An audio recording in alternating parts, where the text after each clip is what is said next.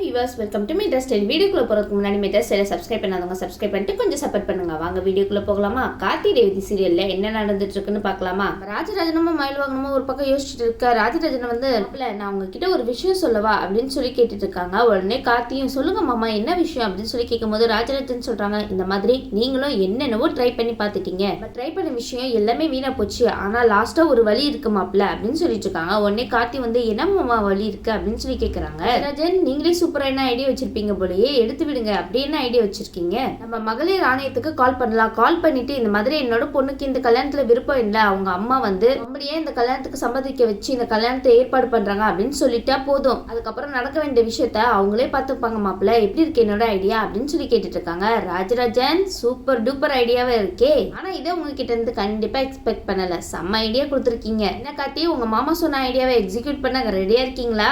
நம்ம கார்த்தி சொல்றாங்க, இல்ல மாமா இதெல்லாம் சரிப்பட்டு வராது அப்படின்னு சொல்றாங்க. அச்சோ, என்ன கார்த்தி, நல்ல ஐடியா தானே, இப்ப எதுக்கு சரிப்பட்டு வராதுன்னு சொல்றீங்க? உடனே கார்த்தி சொல்றாங்க, கண்டிப்பா அவங்க வந்து கேள்வி கேட்டா ரேவதி வந்து இந்த கல்யாணத்துக்கு சம்பந்தம் தான் சொல்லுவா, கல்யாணம் வேணாம் அப்படின்னு ஒரு வார்த்தை கூட சொல்ல மாட்டா அப்படின்னு சொல்லிட்டு இருக்காங்க நம்ம கார்த்தி. ஆமா ஆமா கார்த்தி, அதுவும் கரெக்ட் தான். இந்த ரேவதி வந்து அவங்க அம்மாக்கு பயந்துட்டு ஆமான்னு தான் தலையாட்டுவாங்க. ஆனா நம்ம ராஜராஜன் வந்து சொல்றாங்க, இல்ல மாப்பிள்ள, ரேவதி வந்து அவங்க அம்மாக்காக தான் பயந்துட்டு ஓகேன்னு சொல்லுவா, ஆனா அவங்க கிட்ட உண்மையாதான் மாப்பிள்ள சொல்லுவா, அதனால நீ ஒன்னும் கவலைப்படாத, இந்த பிளான் வந்து கண்டிப்பா ஒர்க் அவுட் ஆகும் அப்படின்னு சொல்லிட்டு இருக்காங்க. ராஜராஜன், உங்க பொண்ணு மேல அவ்வளவு நம்பிக்கையே என்ன? நம்ம எவ்வளவோ திட்டத்தை போட்டு பார்த்துட்டோம், இதையும் நம்ம வந்து பாப்போமே, ஒர்க் அவுட் ஆயிடுச்சுன்னா நல்ல விஷயம் தானே நம்மளுக்கு நடந்திருக்கு அப்படின்னு நினைச்சுக்க வேண்டியதா அப்படின்னு சொல்றாரு ராஜராஜன். உடனே கார்த்தியும் வந்து சரி மாமா உங்க இஷ்டம் அப்படின்னு சொல்லிடுறாரு. சரின்னு சொல்லிட்டு நம்ம ராஜராஜன் வந்து காயத்ரி தேவின்னு மகளிர் தலைவிக்கு கால் பண்ணி சொல்லிடுறாங்க இந்த விஷயத்த. உடனே வந்து சரி நாங்க வந்துடுறோம் அப்படின்றாங்க. அதையில சூடு பிடிக்க போகுது, அவங்களால இந்த கல்யாணம் நின்றா சரி. உடனே ஆமாங்க நீங்க யாரு அப்படின்னு சொன்ன உடனே இல்ல மேடம் அந்த விஷயம் மட்டும் வேணாம் அப்படின்னு சொல்லிட்டு போனை வச்சிடுறாங்க. ராஜராஜன் எஸ்கேப் ஆயிட்டீங்களா? மாட்டீங்கன்னா ஈஸ்வரி அவ்வளவுதான் உங்களை, அதனால தானே. புத்திசாலி தான் நீங்க ராஜராஜன், ரொம்பவே புத்திசாலி தான். ஈஸ்வரி கிட்டயும் மாட்டக்கூடாது, நடக்க இருக்கிற கல்யாணமும் நடக்க கூடாது, அதுதானே. ராஜராஜன் வந்து உடனே வந்து கார்த்திகிட்ட சொல்றாங்க, மாப்பிள்ள இந்த மாதிரி நாங்க வந்து கால் பண்ணி சொல்லிட்டேன், இன்னும் கொஞ்ச நேரத்துல வந்து இந்த கல்யாணத்தை நிறுத்திடுவாங்க, கண்டிப்பா இந்த கல்யாணம் நின்றுதான் போக போகுது, ஆனா அவங்க வரதுக்கு முன்னாடி நம்ம ரேவதி கிட்ட இந்த விஷயத்தை பத்தி பேசி வைக்கணும் அப்படின்னு சொல்லிடுறாங்க. ஆமாப்பா முதல்ல அதை செய்யுங்க, அவங்கள நம்பவே முடியாது, டப்புன்னு காலவாரி விட்டுருவாங்க. இந்த பக்கம் சந்திரகலா வந்து சிவனாண்டி உதவியை தான் தேடி போறாங்க. சிவனாண்டியை கூப்பிடுறாங்க. உடனே சிவனாண்டி வந்து என்ன சந்திரா உடனே கூப்பிட்டேன், இந்தாங்க இதை பிடிங்க, இது கார்த்தியோட சட்டை அப்படின்னு சொன்ன உடனே என்ன சந்திரா கல்யாணத்துக்காக எனக்கு சட்டெல்லாம் எடுத்து கொடுத்துருக்கேன் என்ன அப்படின்னு சொல்லி சந்தோஷப்படுறாரு. இருங்க இருங்க, உங்களுக்கு கொஞ்சம் கூட புத்தியே இல்ல, கல்யாணமே நடக்குமா நடக்காதான்னு ஒரு கேள்விக்குறியிலேயே இருக்கு, இதுல சட்டை வேற ஒரு கேடு அப்படின்னு சொல்லிட்டு இருக்காங்க. என்ன சந்திரா கொஞ்ச நேரத்துல சட்டை எடுத்து கொடுத்துட்டீங்கன்னு ரொம்ப சந்தோஷப்பட்டாங்க. அந்த சந்தோஷத்தை கொஞ்ச நேரம் கூட நிலைக்கவில்லை. நீங்க நான் சொல்ற விஷயத்த காது கொடுத்து கேளுங்க, எப்படியாவது இந்த கார்த்தியை இந்த மண்டபத்தை விட்டு விரட்டியே ஆகணும், அவன் இங்க இருந்தா இந்த கல்யாணம் நடக்கிறது கேள்விக்குறிதான். ரேவதி சும்மா இல்லாம கார்த்தியை போய் கையோட கூட்டிட்டு வந்துட்டான், அதனால இந்த கார்த்தி வந்து சும்மா இருப்பானா? கண்டிப்பா இந்த கல்யாணத்தை தடுக்கிறதா நினைப்பான், அதனால இந்த கார்த்தியை மண்டபத்தை விட்டு அனுப்பணும். அது மட்டும் இல்லாம நம்ம நினைச்ச மாதிரி இந்த கல்யாணமும் நடந்தே ஆகணும், அதுக்காக நான் ஒரு பிளான் வச்சிருக்கேன் அப்படின்னு சொன்ன உடனே அப்படியா என்ன பிளான் அப்படின்னு சொல்லி கேட்டவும், நம்ம கஸ்டடியில இருக்கான்ல அந்த முருகன், அந்த முருகனோட கதையை முடிச்சிருங்க, முடிச்சது மட்டும் இல்லாம இவனோட சட்டியை தூக்கி அவன் மேல போட்டுருங்க, அப்ப எல்லாரும் என்ன நினைப்பாங்க, இந்த கார்த்தி தான் இந்த விஷயத்த பண்ணிருக்கான் அப்படின்னு சொல்லி நினைப்பாங்கல்ல. அதுக்கப்புறம் என்ன நடக்கும், அதிகாரிங்க வந்து முழுக்க இவன் தான் காரணம் போல அப்படின்னு சொல்லிட்டு அரெஸ்ட் பண்ணி போயிட்டே இருப்பாங்க. இதுதான் என்னோட பிளான், எப்படி இருக்கு அப்படின்னு சொல்லி கேட்டுட்டு இருக்காங்க சந்திரா. உடனே நம்ம சிவனாடியா அந்த சட்டையை வாங்கிட்டு, இங்க பாரு சந்திரா நீ சரியான மூலக்காரி தான், சூப்பரான ஐடியா சொல்லியிருக்கியே, ஆனா இதை கொஞ்சம் கூட உங்ககிட்ட இருந்து எதிர்பார்க்கவே இல்லை, நீ சொன்ன மாதிரி செஞ்சு முடிச்சுட்டா போகுது அப்படின்னு சொல்லிடுறாங்க. அப்படின்னு சொல்லிட்டு சிவனாண்டி வந்து அவங்க இருக்கிற இடத்துக்கு போயிட்டு இருக்காங்க. இந்த பக்கம் நம்ம முத்துவேலை தான் காமிச்சிட்டு இருக்காங்க. ஜாலியா இருக்காருப்பா இந்த முத்துவேலை போனை நோண்டிட்டு. உடனே முத்துவேல் சொல்றாங்க, இங்க பாருங்க எனக்கு கொஞ்சம் ரெஸ்ட் ரூம் போகணும் அப்படின்னு சொல்லிட்டு பர்மிஷன் கேட்டுட்டு இருக்காங்க.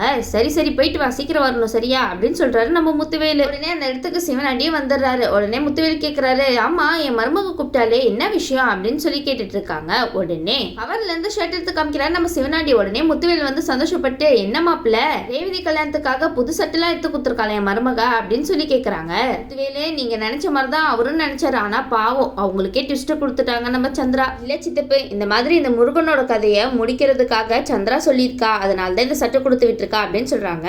அது சரிப்பா, அது எதுக்கு சட்டை கொடுத்து விடணும் அப்படின்னு சொன்ன உடனே, இல்ல சித்தப்பு அவன் கதையை முடிச்சுட்டு இந்த சட்டையை அவன் மேல தூக்கி போட்டுட்டு வந்துட்டா எல்லாரும் என்ன நினைப்பாங்க, அவன் தான் இந்த வேலையை பண்ணிருக்கான் அப்படின்னு சொல்லி நினைச்சிட்டு அதிகாரிங்க அவனை கூட்டிட்டு போயிடுவாங்க. இதுதான் நம்ம சந்திராவோட பிளான் அப்படின்னு சொல்லிட்டு இருக்காங்க. உடனே முத்துவேலு வந்து சொல்றாங்க, ஆமாப்பா என்னோட மருமக ரொம்ப புத்திசாலி தான், சூப்பரான பிளான் சொல்லியிருக்காளே, பிளான்லாம் சூப்பரா தான் போடுறீங்க, ஆனா கரெக்டா தான் நடக்க மாட்டேங்குது என்ன முத்துவேலு. உடனே முருகன் வந்து இந்த விஷயத்தெல்லாம் கேட்டுறாங்க. இந்த விஷயத்தை கேட்டுட்டு என்னது என் கதையை முடிக்க போறாங்களா, அச்சோ அச்சோ அந்த கார்த்திகிட்ட இருந்து தப்பிச்சுட்டு இவங்க கிட்ட வந்து மாட்டிக்கிட்டோமே நல்லா அப்படின்னு சொல்லி நினைச்சிட்டு இருக்காரு. இப்ப வருத்தப்பட்டு என்ன முருகன் பண்றது, கார்த்திகிட்ட மாட்டிக்கிட்டாவது உயிரோட மிஞ்சிருக்கலாம், இவங்கலாம் அதை விட மோசக்காரனுங்களாச்சே, இவங்க காப்பாத்துவாங்கன்னு நினைச்சு இவங்களை நம்பி இங்க வந்து இருந்தா நம்ம கதையை முடிக்கிறேன்னு பிளான் போட்டுட்டு இருக்காங்க, இன்னும் கொஞ்ச நேரம் கூட இந்த இடத்துல இருக்கவே கூடாது அப்படின்னு சொல்லிட்டு அவங்க அந்த இடத்த விட்டு எஸ்கேப் ஆகி ஓடிடுறாங்க. அதை வந்து நம்ம சிவனாண்டியும் முத்துவேலும் பாத்துறாங்கப்பா. என்ன முருகா நீங்க ஒல்லியா இருக்கீங்க, வேகமா ஓடிடுவீங்க, இந்த சிவனாண்டியும் முத்துவேலும் எப்படி ஓடி வருவாங்க, கொஞ்சம் மெதுவா ஓடுங்களேன். உடனே சிவனாண்டி சொல்றாங்க, ஏய் சித்தப்பு அவன் நம்ம பேசினதெல்லாம் கேட்டு நம்மள ஓடுறான் பாரு, இப்படி இப்படி இப்படி அப்படின்னு சொல்லிட்டு குடுகுடுன்னு ஓடுறாங்க பாரு ரெண்டு பேருமே. அப்ப முருகன் வந்து அங்க வந்து தப்பிச்சிட வருமோ அங்க ஒருத்தர் நின்று பேசிட்டு இருக்காங்க. முருகன் வந்து அவர்கிட்ட கேக்குறாங்க, சார் உங்க போன் கொஞ்சம் தரீங்களா, நான் ஒருத்தவங்களுக்கு கால் பண்ணி கொடுத்துறேன் அப்படின்னு சொல்லிட்டு இருக்காங்க. உடனே அவங்களும் போனை தராங்கப்பா. உடனே நம்ம முருகன் வந்து நம்ம கார்த்தி ஹெல்ப்பை தான் தேடி போறாரு. கார்த்தி கால் பண்றாரு. கார்த்தி வந்து ஹலோ யார் பேசுறது அப்படின்னு சொல்லி கேட்ட உடனே, சார் நான் தான் சார் முருகன் பேசுறேன் அப்படின்னு சொன்ன உடனே நம்ம கார்த்திக்கு ஷாக்கிங் தான். கார்த்தி இத்தனை நாள நீங்க தேடிட்டு இருந்த ஆதாரம் உங்களுக்கு கூடிய சீக்கிரம் கிடைக்க போகுது முருகன் மூலியமா. கார்த்தி வந்து நீ இப்ப எங்க இருக்க அப்படின்னு சொல்லி கேட்ட உடனே, சார் நான் ஒருத்தவன் வந்து என்ன காப்பாத்துவேன்னு சொல்லிட்டு அவர் கூட போனா அவரே என்னோட கதையை முடிக்கிறதுக்காக பிளான் போட்டுட்டு இருக்காங்க சார். அவங்க அதை விட வேற பிளான் போட்டிருக்காங்க சார். என்னோட கதையை முடிச்சுட்டு அந்த பழிய தூக்கி உங்க மேல போடுறதுக்காக அவங்க பிளான் போடுறாங்க சார், அதனால தான் என்ன விரட்டிட்டு வராங்க. நம்ம கார்த்தி வந்து அப்படி யார்கிட்ட தான் நீ மாட்டிக்கிட்ட அப்படின்னு சொல்லி கேட்ட உடனே சிவனாண்டின்னு பேரு சொல்றாங்க. இதை கேட்டு கார்த்திக்கு அதிர்ச்சி தான். இந்த பக்கம் காயத்ரி தேவி மண்டபத்துக்கு வந்துட்டு இந்த கல்யாணம் நடக்கவே நடக்காது அப்படின்னு ஒரு வார்த்தை சொல்லிடுறாங்க. எல்லாரும் இங்க இருந்து கிளம்புறீங்களா அப்படின்றாங்க. உடனே சாமுண்டீஸ்வரர் வந்து திருன்னு முடிச்சிட்டு இருக்காங்க. என்னது இது, இங்க வந்துட்டு கல்யாணம் நடக்காது அப்படின்னு சொல்லிட்டு இருக்காங்களே, இவங்க யாரு அப்படின்னு சொல்லிட்டு, நீங்க யாரு இந்த கல்யாணத்தை தடுக்கிறதுக்காக நீங்க எதுக்கு இப்படிலாம் பண்ணிட்டு இருக்கீங்க அப்படின்னு சொல்லி கேக்குறாங்க. உடனே காயத்ரி தேவி சொல்றாங்க, நாங்க மகளிர் ஆணையத்துல இருந்து வந்திருக்கோம், இந்த கல்யாணத்துல பொண்ணுக்கு விருப்பம் இல்லைன்னு எங்களுக்கு தகவல் வந்திருக்கு, அதனால தான் நாங்க இங்க வந்திருக்கோம் அப்படின்னு சொன்ன உடனே நம்ம ஈஸ்வரிக்கு ஷாக்கிங்ப்பா. இந்த பக்கம் சந்திரகலா இதை கேட்டுட்டு, ஐயோ என்னது கல்யாணத்தை நிறுத்துறதுக்காக இவங்க வந்திருக்காங்களா, இது என்னடா புது கதையா இருக்கே, இந்த கல்யாணம் நடக்கணும்னு சொல்லிட்டு என்ன பாடுபடுறோம் என்ன கஷ்டப்படுறோம் அது நம்மளுக்கு தானே தெரியும், இவங்களுக்குலாம் என்ன தெரிய போகுது, அசால்ட்டா வந்து கல்யாணத்தை நிறுத்துன்றாங்களே அப்படின்னு சொல்லிட்டு அவங்க ஒரு பக்கம் டென்ஷன் ஆகிட்டு இருக்காங்கப்பா. பாருங்க மேடம், உங்களுக்கு யாரோ ராங் இன்ஃபர்மேஷன் கொடுத்துருக்காங்க, என்னோட பொண்ணோட சம்மதத்தோட தான் இந்த கல்யாணமே நடக்குது அப்படின்னு சொல்லிட்டு இருக்காங்க நம்ம ஈஸ்வரி. உடனே வந்து ராஜராஜன் மயில்வாகனும் ரோகிணி எல்லாருமே சேர்ந்துட்டு நான் கூட்டிட்டு வரேன் அப்படின்னு சொல்லிட்டு ஓடுறாங்க. ரேவதி கிட்ட சொல்றாங்க, இங்க பாருமா உனக்கு நல்ல சந்தர்ப்பம் கிடைச்சிருக்கு, நல்லபடியா பயன்படுத்திக்கோ அவ்வளவுதான் சொல்லுவோம் அப்படின்னு சொல்லிட்டு இருக்காங்க. கல்யாணத்தை நிறுத்துறதுக்காக உனக்கு அருமையான ஒரு வாய்ப்பு கிடைச்சிருக்கு, தயவு செய்து தவற மட்டும் விட்டுறாத, அப்படி மட்டும் இந்த சந்தர்ப்பத்தை விட்டுட்டேன்னு வச்சுக்கோங்க கார்த்தி என்னைக்குமே உனக்கு கிடைக்க மாட்டாரு அப்படின்னு சொல்லிட்டு ரோகிணி ஒரு பக்கம் சொல்லிட்டு இருக்காங்க. இந்த கல்யாணம் என்னோட விருப்பம் இல்லாம தான் நடக்குதுன்னு மட்டும் நீ ஒரு வார்த்தை சொன்னா போதும், அதுக்கப்புறம் அவங்களே எல்லாருமே பாத்துப்பாங்கம்மா அப்படின்னு சொல்லிட்டு இருக்காங்க. அப்படின்னு எல்லாரும் சொல்லவும் இதை கேட்டுட்டு ரேவதி வந்து அமைதியாவே இருக்காங்க. ரோகிணி சொல்றாங்க, இங்க பாரு ரேவதி, நான் சொல்றது கேளு, கல்யாணத்துல உனக்கு இஷ்டம் இல்லைன்னு எனக்கு நல்லாவே தெரியும், அதனால இந்த வாய்ப்பை மட்டும் மிஸ் பண்ணிடாத, அப்படி மிஸ் பண்ணிட்டேன்னு வச்சுக்கோங்க நீ நினைச்ச வாழ்க்கை உனக்கு கிடைக்கவே கிடைக்காது, இந்த நரக வாழ்க்கையிலேயே நீ என்னைக்குமே இருக்க வேண்டியதா அப்படின்னு சொல்றாங்க. ரேவதி அக்கா சொல்ற பேச்சை கேளுங்க தயவு செய்து, அங்க போயிட்டு ஆமா அப்படின்னு மட்டும் தலையாட்டி வச்சிடாதீங்க, அதுக்கப்புறம் எல்லாமே முடிஞ்சு போயிடும். பக்கம் நம்ம சாமுண்டீஸ்வரியை தான் காமிக்கிறாங்க, என்னோட பொண்ணை நானே போய் கூட்டிட்டு வரேன் அப்படின்னு சொல்லிட்டு அவங்க பாட்டுக்கு போறாங்க. போய் பார்த்தா ஒரு கும்மலே ரேவதி கிட்ட பேசிட்டு இருக்க. உடனே ராஜராஜன் மயில்வாகனும் நம்ம ரோகிணி எல்லாத்தையும் வெளியே அனுப்பிடுறாங்க. நம்ம ஈஸ்வரி, நான் என்னோட பொண்ணு கிட்ட தனியா பேசணும், நீங்க எல்லாரும் வெளியே போறீங்களா அப்படின்னு சொல்லிட்டு, அதுக்கப்புறம் நீங்க என்ன பேச போறீங்க ரேவதி கிட்ட, பேச வேண்டியதெல்லாம் நாங்க நல்லாவே பேசிட்டோம் அப்படின்னு சொல்றாங்க நம்ம மயில்வாகனும். உடனே ஈஸ்வரி மறைச்சிட்டு, என்னோட பொண்ணு கிட்ட நான் தனியா பேசணும்னு சொன்னேன், நீங்களா வெளியே போறீங்களா அப்படின்னு சொல்றாங்க. மயில்வாகனும் போயிடுங்க, நல்ல மூட்ல இருக்காங்க போல அதனால தான் அமைதியா சொல்றாங்க, இல்லட்டா அவ்வளவுதான். ஈஸ்வரி ரேவதி கிட்ட என்ன சொல்றாங்க அப்படின்னு பாக்குறதுக்கு முன்னாடி நம்ம முருகன் கிட்ட வந்து நம்ம கார்த்தி பேசிட்டு இருக்காரு. உனக்கு ஒரு இடம் சொல்ற, அந்த இடத்துல போய் நீ பாதுகாப்பா இரு அப்படின்னு சொல்லிட்டு கார்த்தி வந்து சொல்றாங்க.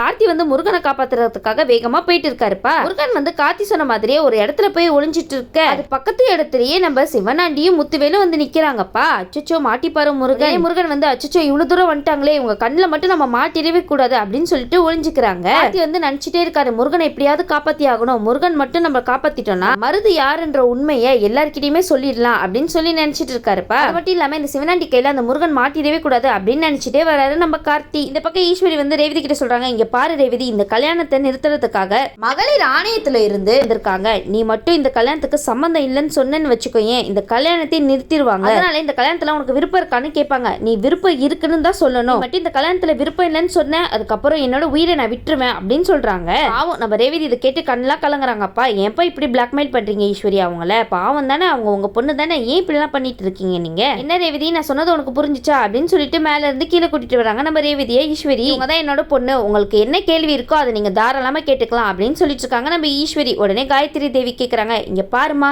உனக்கு இந்த கல்யாணத்துல விருப்பம் இல்லைன்னு எங்களுக்கு இன்ஃபர்மேஷன் வந்திருக்கு, கல்யாணத்துல உனக்கு விருப்பம் இருக்கா இல்லையா, இல்லனா உன்னை யாராவது இந்த கல்யாணத்தை பண்ணியே தீரணும் அப்படின்னு சொல்லிட்டு ஃபோர்ஸ் பண்றாங்களா, எதுவா இருந்தாலும் என்கிட்ட தைரியமா சொல்லுமா, நான் பாத்துக்கிறேன், அதுக்கப்புறம் நீ பயப்படாத அப்படின்னு சொல்லிட்டு இருக்காங்க நம்ம காயத்ரி தேவி. தேவி அதான் இவ்வளவு தூரம் உண்மையை கேட்க கேக்குறாங்கல்ல, தயவு செய்து சொல்லிடுங்க. கண்டிப்பா உங்க அம்மா தப்பான முடிவெல்லாம் எதுவும் எடுத்துக்க மாட்டாங்க. அவங்க அப்படிதான் சும்மா மிரட்டி பார்ப்பாங்க, ஆனா எதுவும் செஞ்சுக்க மாட்டாங்க. நீங்க தயவு செய்து உண்மையை மட்டும் சொல்லுங்க ரேவதி. உங்க வாழ்க்கைய உங்க வார்த்தையாலேயே வீணாக்கிக்காதீங்க. சொல்லுமா, தைரியமா சொல்லுமா அப்படின்னு சொல்லிட்டு ஒரு பக்கம் கேட்க ரேவதி வந்து திருன்னு முழிச்சிட்டு இருக்காங்க. என்ன சொல்றது ஏது சொல்றதுன்னு. உடனே ராஜராஜன், மயில்வாகனும், ரோகிணி எல்லாருமே கண காமிக்கிறாங்க. சொல்லு, கல்யாணத்துல எனக்கு விருப்பம் இல்லைன்னு சொல்லு ரேவதி அப்படின்னு சொல்லிட்டு இருக்காங்க. ஆனா நம்ம ரேவதி நம்ம ஈஸ்வரியும் பாக்குறாங்க, நம்ம ராஜராஜனையும் பார்த்துட்டு இருக்காங்க. உடனே வந்து காயத்ரி தேவி கேக்குறாங்க, என்னம்மா நான் உங்ககிட்ட கேட்டுட்டே இருக்கேன், நீ எதுவுமே பதில் சொல்லாம அமைதியா இருந்தா என்ன அர்த்தம் அப்படின்னு சொல்லி கேட்டுட்டு இருக்காங்க. இந்த கல்யாணத்துல விருப்பம் இருக்கா இல்லையா சொல்லுமா அப்படின்னு சொன்ன உடனே ராஜராஜனும் மயில்வாகனமும் விருப்பம் இல்லைன்னு சொல்லு ரேவதி அப்படின்னு சொல்லிட்டு இருக்காங்க. ஆனா நம்ம ரேவதி சாமுண்டீஸ்வரியை தான் இந்த இடத்துல பாக்குறாங்க. சாமுண்டீஸ்வரி வந்து கஞ்சாடியிலே காமிச்சிட்டு இருக்காங்க. ஓகேன்னு சொல்லு, இந்த கல்யாணத்துல விருப்பம் இருக்குன்னு சொல்லு, அதனால என் கதையை முடிச்சுப்பேன் அப்படின்னு சொன்ன உடனே நம்ம ரேவதி ஒரு கட்டத்துல என்ன பண்றது ஏது பண்றதுன்னு தெரியாம ஆமான்னு சொல்லிடுறாங்க. கல்யாணத்துல எனக்கு முழு விருப்பம் தான், யாரும் என்ன ஃபோர்ஸ் பண்ணல அப்படின்னு சொல்லிடுறாங்க. உடனே இதை கேட்ட ராஜராஜன் மயில்வாகனும் ரோகிணிக்கு தூக்கி வாரி போட்டுச்சு பாருங்க. ஐயோ ரேவதி இந்த மாதிரி போய் சொல்லிட்டாலே, ஏன் இவ இப்படி பண்றா, புத்தி கித்தி கிட்டி போச்சா என்ன அவளுக்கு அப்படின்னு சொல்லிட்டு எல்லாரும் கோவப்படுறாங்க ரேவதி மேல. இந்த பக்கம் நம்ம ஈஸ்வரி ரேவதி சொன்ன வார்த்தையை கேட்டு ரொம்பவே சந்தோஷப்படுறாங்கப்பா. நம்ம சந்திரகலா அவங்க சந்தோஷப்படாம இருப்பாங்களா என்ன, அவங்க சந்தோஷம் உச்சியிலேயே இருக்காங்கன்னு சொல்லலாம். உடனே ஈஸ்வரி வந்து நக்கலா காயத்ரி தேவியை பார்த்து கேக்குறாங்க, என்ன மேடம் இப்போ ஓகேவா, அவ இந்த கல்யாணத்துல விருப்பம் இருக்குன்னு சொல்லிட்டா, இதுக்கப்புறமும் இங்க உங்களுக்கு என்ன வேலை, நீங்க கிளம்பலாம் இங்க இருந்து அப்படின்னு சொல்லிட்டு அசால்ட்டா சொல்றாங்க. சரின்னு சொல்லிட்டு நம்ம காயத்ரி தேவியும் இங்க இருந்து கிளம்பி போயிடுறாங்க. உடனே நம்ம ரேவதி வந்து அழுதுட்டே ஓடி போறாங்க. அதுக்கப்புறம் அழுது என்ன பிரயோஜனம் ரேவதி, அதான் எல்லாத்தையும் முடிச்சு விட்டுட்டீங்களே. ஒரு பக்கம் சந்திரகலா வந்து நல்ல வேலை நம்ம நினைச்சதுதான் நடந்திருக்கு அப்படின்னு சொல்லிட்டு அவங்க ஒரு பக்கம் சந்தோஷப்பட்டுட்டு இருக்காங்க. ஈஸ்வரி சந்திரகலா ரொம்ப சந்தோஷப்பட்டுக்காதீங்க, இந்த கல்யாணம் நடக்கவே நடக்காது, அது மட்டும் உறுதி. இந்த பக்கம் நம்ம சிவனாண்டியும் முத்துவேலும் ஐயோ என்னடா பண்றது, இவன் வேற தப்பிச்சு போயிட்டானே, இதை சந்திரகலா கிட்ட சொல்லணுமே அப்படின்னு சொல்லிட்டு சந்திரகலா கிட்ட சொல்லிட்டு இருக்காங்க. மாதிரி முருகன் தப்பிச்சு போயிட்டான் அப்படின்னு சொன்ன உடனே சந்திராக்கு வந்துச்சு பாருங்க கோவம். உங்களுக்கு உருப்படியா ஒரு வேலையும் செய்ய தெரியாது, நீங்க என்ன பண்ணுவீங்க ஏது பண்ணுவீங்களா எனக்கு தெரியாது, அந்த முருகன் மட்டும் தப்பிச்சு போயிடவே கூடாது, அந்த முருகனை எப்படியாவது கண்டுபிடிச்சு அவன் கதையை நீங்க முடிச்சே ஆகணும், அந்த கார்த்திகையில மட்டும் அந்த முருகன் மாட்டுனா அதுக்கப்புறம் நம்ம கதை முடிஞ்சிடும் அப்படின்னு சொல்லிட்டு இருக்காங்க சந்திரா. சரி சந்திரா நீ கோவப்படாத, எப்படியாவது அவனை கண்டுபிடிச்சிரும் அப்படின்னு சொல்லிட்டு இருக்காங்க. உடனே சிவனாண்டி வந்து முத்துவேல் கிட்ட கேக்குறாங்க, என்ன சித்தப்பு பண்றது, இவனை எப்படி கண்டுபிடிக்கிறது அப்படின்னு சொல்லிட்டு இருக்கும் போது ஒளிஞ்சிருக்கிற இடத்த கண்டுபிடிச்சிடறாரு நம்ம சிவனாண்டியும் முத்துவேலும். உடனே சிவனாண்டி வந்து சித்தப்பு அவன் அங்க இருக்கான் பாரு, புடி, அவன் எப்படியோ தப்பிச்சு போயிடக்கூடாது அப்படின்னு சொல்லிட்டு ஓடுறாங்க. முருகன் வந்து அச்சுச்சோ பாத்துட்டாங்களே, இவங்க கையில மாட்டிடக்கூடாது அப்படின்னு சொல்லிட்டு ஓடுறாரு. உடனே நம்ம சிவனாண்டி வந்து கூர்மையான ஆயுதத்தை எடுத்து குத்துறதுக்காக போறாங்க. நம்ம ஹீரோ கரெக்டா வந்துடுறாரு. சரி நம்ம கார்த்தி முருகனை காப்பாத்துறாரா இல்லையான்னு நம்ம வெயிட் பண்ணி பார்க்கலாம். இந்த வீடியோ உங்களுக்கு பிடிச்சிருந்துச்சுன்னா மறக்காம மெட்ராஸ் ஸ்டைல லைக் பண்ணுங்க, ஷேர் பண்ணுங்க, சப்ஸ்கிரைப் பண்ணிடுங்க. தேங்க்யூ.